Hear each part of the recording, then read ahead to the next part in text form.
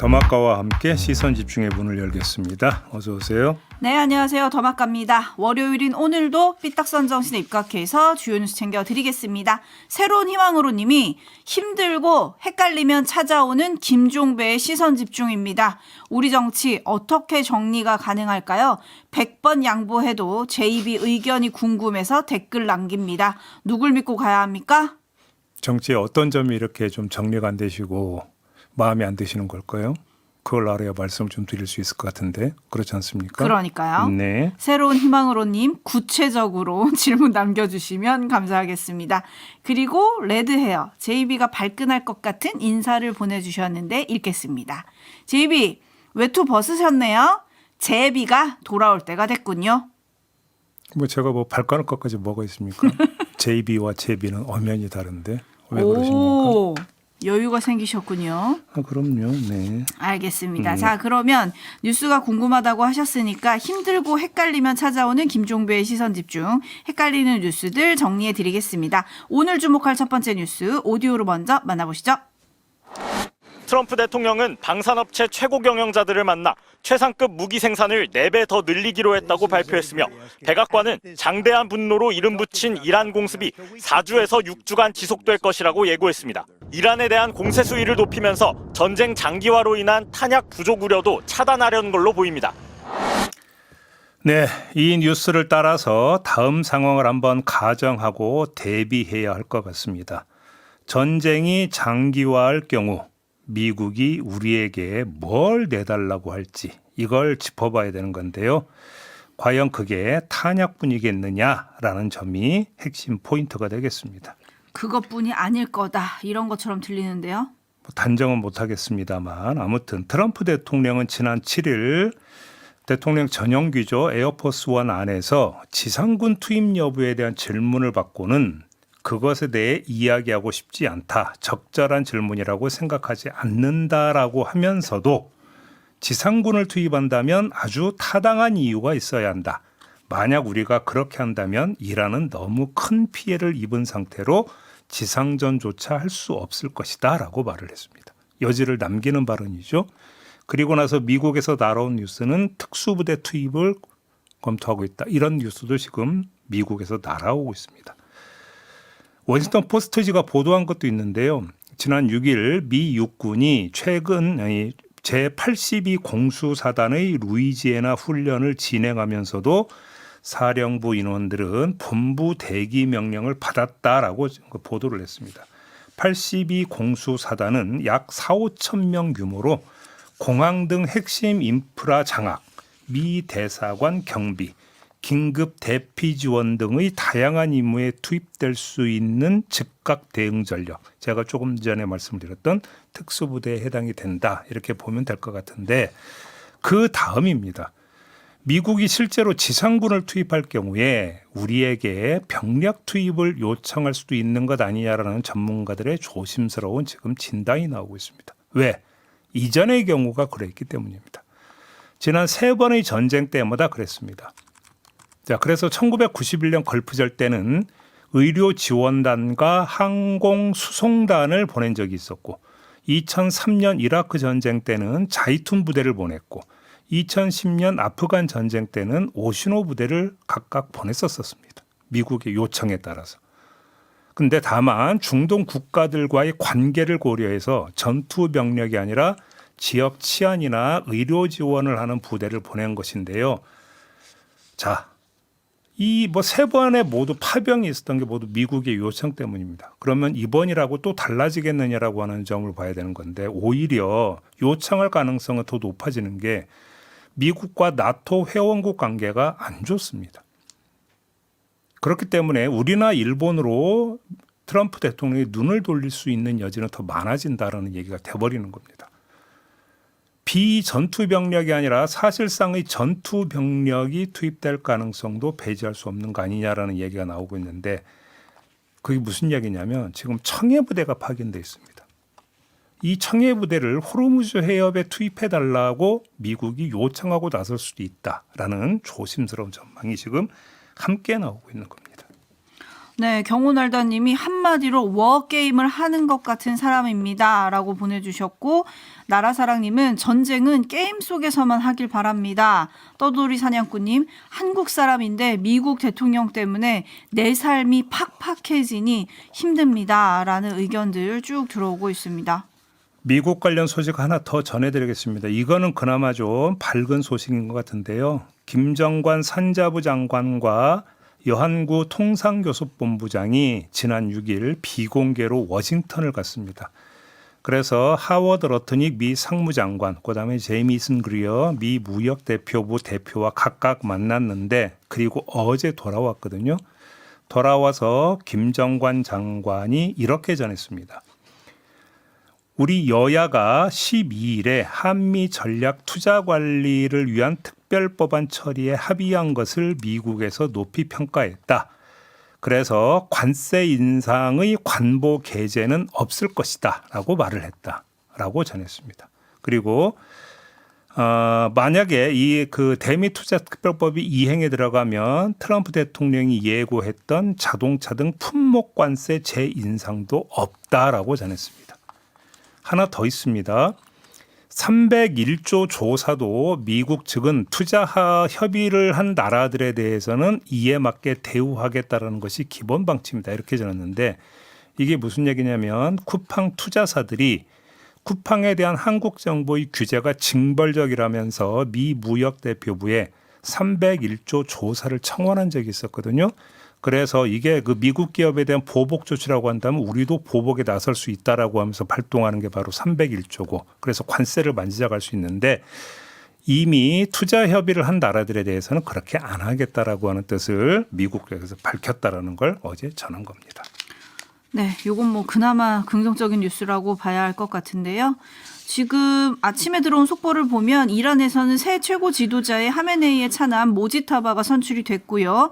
뭐 당연하듯 이란 혁명 수비대는 충성을 맹세했다고 하고요. 한편 조금 전 속보는 미군 사망자는 또다시 발생했다고 합니다. 미 중부사령부가 미군의 대이란 공격과 그에 대한 이란의 반격 과정에서 7번째 미군 사망자가 나왔다고 발표했다고 하는데, 우리 촌철님들 모두의 바람처럼 전쟁이 좀 빨리 종식됐으면 좋겠네요. JB타임즈 다음 주목할 뉴스는요? 국민의힘으로 가겠습니다. 신동욱 수석 최고위원이 어제 페이스북에 글을 올려서 서울시장 불출마를 선언했습니다. 지금 나아가기보단 잠시 멈춰서서 당에 헌신하는 길을 찾는 게 옳다는 결론에 도달했다 이렇게 밝혔습니다. 신동욱 최고위원만이 아닙니다. 나경원 의원도 일찌감치 당 지도부와 오세훈 시장에게 불출마 뜻을 전달을 했다고 합니다. 여기에 안철수 의원도 서울시장에 출마하지 않는다라는 보도가 나왔습니다. 자, 그런데 이게 끝이 아닙니다. 오세훈 현 서울시장이 어제 공천 신청 마감일이었는데 신청을 하지를 않았습니다. 네, 이게 지금 큰 뉴스로 부상을 했는데 왜 신청을 안 했을까요? 오세훈 시장이 지난 7일 페이스북에 마지막 호소라는 제목의 글을 올린 바가 있는데, 여기에 집약돼 있습니다. 우리 당 후보들이 장동혁 대표를 향해 절규하고 있다. 지역 선수들이 명함조차 내밀지 못할 정도로 민심은 우리 당에 적대적이다 라면서 공천 접수를 미루더라도 의원들이 한자리에 모여 끝장 토론을 할 수 있는 자리부터 마련해달라고 요구를 했습니다. 장동혁 대표가 이 요구를 수용한다는 입장을 밝히지 않았습니다. 그래서 공천 신청을 하지 않았다는 겁니다.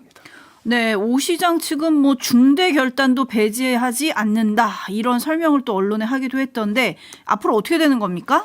지금 뭐 경우의 수는 크게 봐서 두 가지겠죠. 오세훈 시장의 출마가 불발되는 경우, 조금 전에 지금 더마카가 전해지는 대로 중대 결단을 하는 경우. 두 번째, 공천관리위원회가 공천 신청 일정을 미루고 장동혁 대표가 토론 자리를 마련하는 경우. 자, 문제는 이 두 번째 경우인데요. 이러면 이미 출마 선언을 한 윤희숙 전 의원이 가만히 있을까라는 문제부터 짚어봐야 되는 거 아니겠습니까? 이거 불공정 아니냐라고 나와버리면 또 다른 분란이 생긴다라는 점이 있고요. 이 점을 먼저 확인하고 마저 짚을 점이 두 가지가 있는데, 두 개의 엇박자입니다. 첫째, 소장파 의원 모임인 대안과 미래가 며칠 전에 더 이상 당 노선 변화를 요구하지 않겠다. 그리고 지선 결과에 책임지라.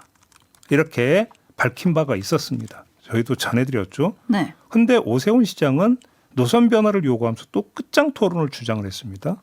그럼 이게 대안과 미래와 오세훈 시장의 요구는 지금 뭔가 엇박자가 나고 있다라고 하는 것. 이게 첫 번째 엇박자고요. 두 번째, 공천관리위원회는 현역 단체장이 있는 지역의 경우 비현역 후보들끼리 예비 경선을 치른 다음에 최종 승자가 현역과 1대1로 맞붙는 이른바 한국 시리즈 경선 방식을 결정을 했습니다. 근데 이 방식은 도전자들이 많은 경우를 상정을 한 건데 서울시장 공천 신청을 한 사람이 지금 몇 명입니까? 3명. 그러면 그들만 가지고 예비 경선을 해서 오세훈 시장이 만약에 안 나오면 그때는 어떻게 하는데요? 그다음에 여기다 하나 더 전해드릴까요? 김태흠 충남지사도 어제 공천 신청을 하지를 않았다고 합니다. 맞습니다. 공천 신청을 하지 않은 이유가 지금 이렇게 알려지고 있는데 당내 분란이 이어지는 상황에서 대전 충남 행정통합 이슈가 매듭지어지지 않은 채로는 공천 신청을 하는 게 적절하지 않다라는 판단에 이르렀다라고 하는 게 지금 전해진 전언입니다. 근데 최종 라운드는 현역과 맞붙는 거잖아요. 근데 이렇게 되면 서울하고 충남은 어떻게 되는 겁니까? 이러다가는 공관위가 얘기했던 한국 시리즈 방식의 경선이라고 하는 건 대구 경북 말고는 없을 것이다. 라는 얘기로도 귀착이 될 수 있다는 겁니다. 오늘 공관위가 회의를 열어서 추가 신청 받을지 결정한다고 하거든요. 네. 추가 신청 받으면요. 추가 신청을 받더라도 지금 현역 단체장이 추가 신청을 해야 뭐가 성립이 되는 거 아니겠습니까? 그러니까요. 그런 거 아니겠습니까? 네, 오세훈 시장이 정말 신청하지 않을까 이게 지금 초미의 관심인데 결국은 관건은 오늘 이제 긴급 의원총회가 수집이 됐다는 거 아니겠습니까? 3시에 합니다. 자, 여기서 그러면 끝장 토론을 한번 하자라는 만약에 결의가 있게 되면은 오세훈 시장은 일단 명분은 달성을 한 거잖아요. 그럼 뭐 공천 신청을 할 수 있다고 보겠는데 근데 김태흠 지사는 또 다른 케이스가 돼버리는 거잖아요. 그쵸. 대전 충남 통합 문제가 지금 얽혀 있기 때문에 끝까지 가봐야 된다 이런 얘기가 되는 거겠죠. 네, 안 좋은 상황님이 다들 탈환이 아니라 탈출할 생각만 하는 건가요? 라고 물음표 보내주셨고 여기서 탈출이라고 평가를 하신 것은 끝내 안 나올 거다 이걸 지금 말씀하시는 거죠. 그렇죠? 그렇죠. 그리고 플러스 이제 나올 거냐 말 거냐 좀 얘기가 됐었던 신동욱 수석 최고위원이나 나경원 의원 또 당에서 불출마 선언한 또 분들 제안을 했다는 안철수 의원에 대한 얘기까지 포함이 된 것 같고요. 미스트님은 안 나오는 게 더 이득 아닐까요? 미래를 챙기는 방법 아닐까요? 라는 또 다른 물음표 보내주셨고 파란 대문님은 정치인들의 계산법은 알다가도 모르겠습니다. 복잡. 근데 뭐 복잡이라고 생각할 것 없이요. 간단한 방법이 유불리. 자신을 중심에 놓고 유리함과 불리함을 따져보는 것부터 한번 점검을 해보면 됩니다. 예를 들어서 오세훈 시장의 경우를 다시 한번 이야기를 해볼까요?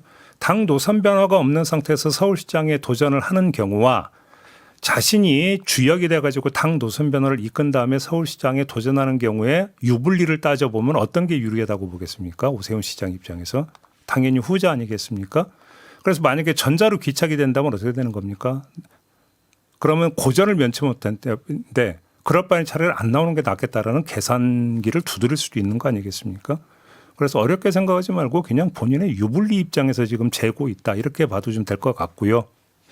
그다음에 요 얘기 나왔으니까 하나 더 전해드릴 소식이 있는데 제가 지난주에 박희영 용산구청장이 국민의힘에 복당 신청을 했다라는 소식 전해드린 바가 있었습니다. 네, 결과가 나왔죠. 국민의힘 서울시장이 어제 당원 자격 심사위원회를 열어서 만장일치로 복당 신청을 불허했다고 합니다.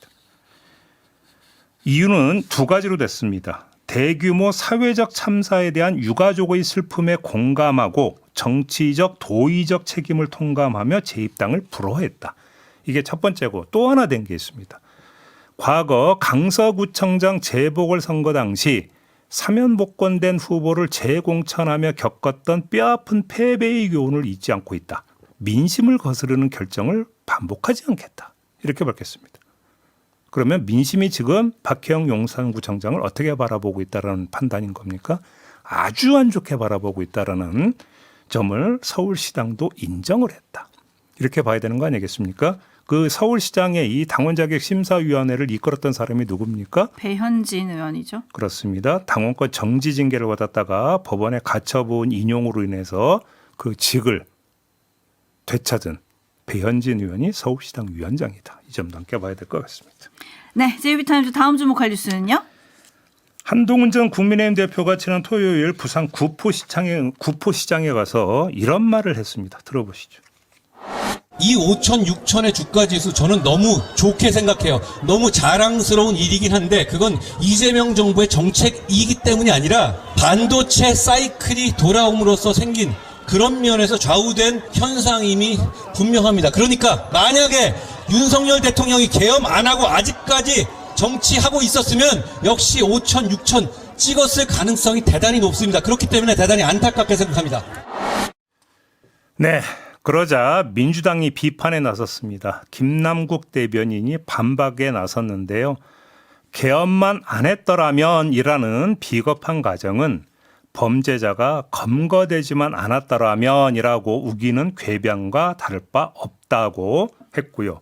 이소영 의원도 가세를 했는데 SNS를 통해서 윤석열이 아직까지 그 자리에 있었다면 상법 개정은 아직도 거부권의 벽을 넘지 못했을 텐데 그래도 코스피가 6천을 갔을 것인가? 라고 반문을 했습니다. 그러자 한동훈 전 대표가 어제 페이스북을 통해서 다시 주장을 했는데요. 저는 민주당이 강하게 밀어붙이던 반증시 정책에 맞서 금투세 폐지 투쟁의 선봉에 나서서 민주당 항복을 받아내는 등 주주 친화적 정책을 누구보다 강조했었다. 코스피 5천도 가능하다고 했다라고 주장을 한 겁니다. 네, 평가를 좀 해볼까요? 한마디로 평가를 하면 한동훈 전 대표의 정치적 미숙함이 그대로 묻어나온 언동이다. 이렇게 규정을 하는데요. 왜냐하면 저런 말을 입에서 꺼낼 이유조차 없었기 때문입니다. 저렇게 이야기하는 순간 한동훈 전 대표는 뭐가 됩니까? 윤석열 전 대통령과 세트가 돼버립니다. 그러면 윤석열 전 대통령과의 차별화 행보를 벌이다가 갑자기 백스텝을 받는 것이 돼버리는 겁니다. 자, 여기서 첫 번째 정치적 미숙함이 나온다고 저는 보는데 두 번째 진단을 겠습니다. 그런데 왜 그러면 저렇게 했을까? 이걸 좀 마저 짚어야 되는 건데요. 제가 볼 때는 딱 하나입니다. 이재명 대통령이 윤석열 전 대통령보다 더 미운 겁니다. 더 인정하기 싫은 겁니다. 그래서 정치적으로 미숙하다라는 평가를 더 강화를 해야 되는 건데 자신의 감정 컨트롤이 되지 못하면서 대중연설을 하는 것은 정치적 미숙함의 발로다라고 규정을 해야 되기 때문입니다. 그래서 저희 총평은 정치적 미숙함의 발로다. 저는 이렇게 생각을 합니다. 네, 판단은 촌철님들께 또 맡기도록 하겠습니다. 뉴스와 분석이 함께한 JB타임즈 다음 주목할 뉴스는 어떤 건가요? 구두 브랜드 중에 착한 구두라고 있다고 합니다. 이 회사가 채용 면접에서 떨어진 지원자들에게 발 사이즈를 확인한 다음에 자기 회사 구두를 제공을 했다고 합니다. 그러면서 메모도 함께 보냈다고 하는데요. 지난 1월 면접에 떨어진 뒤에 구두와 메모를 받은 사연을 인터넷에 올린 사람의 이야기가 있습니다. 메모 내용이 이랬다고 합니다. 세상을 향해 내딛는 여성의 발걸음이 얼마나 단단하고 아름다운지 또 때로는 얼마나 치열한지 생각한다. 이번 여정은 이곳에서 갈라지게 됐지만 앞으로의 모든 길을 지지한다. 그 길 위에서 발걸음만큼은 조금 더 가볍고 편안하기를 바라는 마음으로 구두를 선물해드리고 싶다. 이 회사에서 이런 메시지를 보냈다고 합니다. 네, 제발 잠 좀 자자님께서 오랜만에 감동 주는 회사 소식이네요 라고 올려주셨는데 어떻게 이런 생각을 했을까요? 착한 구두 측의 설명은 이렇습니다. 사회 초년생들이 면접용으로 많이 선택해주는 브랜드인데 자기 있게 그들이 합격 후에 기뻐하는 모습뿐만 아니라 불합격 결과에 속상해하는 모습도 가까이서 지켜보게 됐다면서 그래서 결과와 상관없이 응원하고 싶었다 이렇게 설명을 했다고 하는데요. 면접 보러 오가며 든 교통비도 지원하기는커녕 탈락 문자도 제대로 안 보내는 회사들 많이 있습니다. 아쉬운 게 너희지 우리냐라는 생각으로 아주 갑질하는 건데요. 정말 짧은 생각인 게 자기 회사에 지원했다라는 건 그만큼 회사에 호의를 갖고 있었다는 뜻이 되고 채용에 떨어지더라도 사후 관리를 어떻게 하느냐에 따라서 충성 고객이 될 수도 있는데 이걸 갑질하면서 다 내팽개치는 회사들이 있다라는 거잖아요. 근데 착한 구두는 그걸 알고 제대로 실천한 것이다. 그리고 다른 회사는 그 소중함을 모르는 것이다. 이렇게 평가를 하면 될 것 같습니다. 네, 만사마님이 면접비 안 주는 회사도 부지기수잖아요 라고 올려주셨고, 마징가님 이런 방법도 있네요. 회사 홍보도 하고 회사 이미지 관리도 하고 일석이조입니다 라고 올려주셨는데, 그렇죠. 반면에 이종국님은 훈훈하지만 뭔가 상술하듯 병 주고 약 주는 느낌이 드네요. 어쨌든 떨어뜨렸잖아요. 그렇다고 다 붙일 수는 없으니까. 네, 알겠습니다. 수고하셨어요. 고맙습니다.